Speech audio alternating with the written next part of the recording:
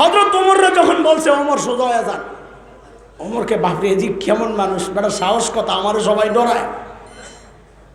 ওমর ধরছেন, মিয়া সব দায়িত্ব আমার কান্দে চাপায় দিয়ে আমারই নসিহত করো, তোমরাও কিছু কামের ভাগ নাও।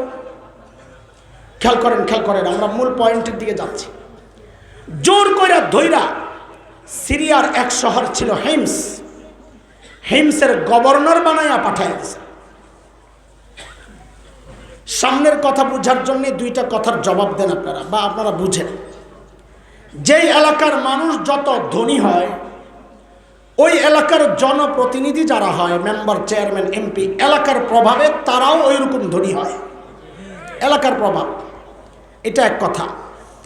দুই নম্বর কথা, আজকের দুনিয়ায় যেমন Bangkok, Singapore, Thailand, Dubai, Abu Dhabi, Karachi, Bombay, আমাদের চিটাগাং, এগুলো যেমন বাণিজ্যিক শহর,